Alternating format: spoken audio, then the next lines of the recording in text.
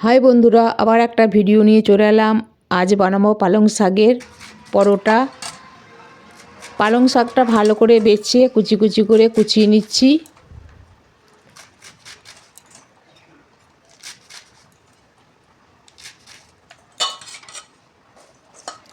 আমার পালং শাক কুচনো হয়ে গেল। এবার জল দিয়ে ভালো করে ধুয়ে নেব।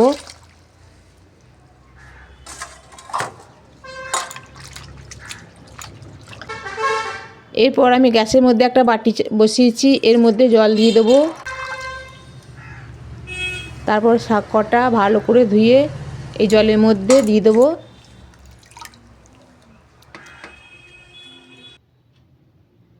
তার এক চামচ লবণ আর এক চামচ চিনি দিয়ে দিলাম।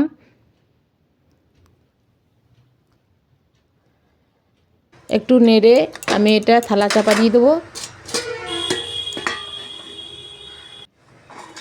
আমার শাক সেদ্ধ হয়ে গেছে, দেখো কত সুন্দর জলটা সবুজ হয়ে গেছে। আর আমার পরোটাগুলো দেখতে ঠিক সবুজ হয়ে যাবে। দেখো,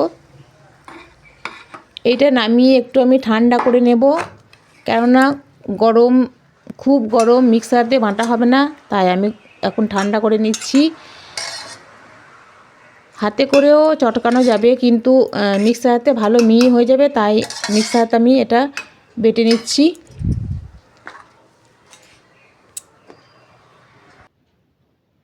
আমার মিক্সারে বাটা হয়ে গিয়েছে, দেখো কত সুন্দর সবুজ হয়ে গিয়েছে।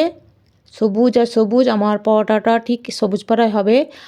আর এদিকে আমি থালাতে আটা আর ময়দা আর একটু তেল ভালো করে দিয়ে মাখিয়ে নিচ্ছি। চিনি লবণ আমার শাকেতেই দেওয়া আছে, আর আটাতে চিনি লবণ দিতে হবে না। আটার এই যে সবুজ যে বাটলাম পালং শাকটা, সেটা দিয়ে আমি মেখে নিলাম। চাপা দিয়ে দিলাম। আমার 10 মিনিট চাপা দিয়ে রেখেছিলাম। এখন আমি নই করব। আমার নই করা হয়ে গিয়েছে। এরপর আমি বেলে একটা একটা করে বেলে নেব। বেলতে বেলতে তোমাদের যদি দেখে নাও ভিডিওটা, যদি ভালো লাগে তো একটা করে অবশ্যই সাবস্ক্রাইব করে দিও।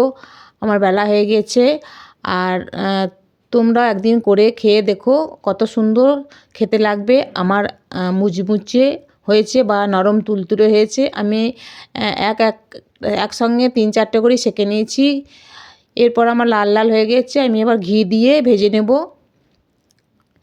ঘি দিয়ে ভেজে নিচ্ছি। তোমাদের যদি ভিডিওটা ভালো লাগে অবশ্যই একটা করে সাবস্ক্রাইব অবশ্যই করে দিও। আর কেমন হয়েছে কমেন্টে জানিও। আমার পরোটা হয়ে গেল, খুব নরম হয়েছে। দেখো আমার পরোটা হয়ে গেল, নরম তুলতুলে হয়েছে।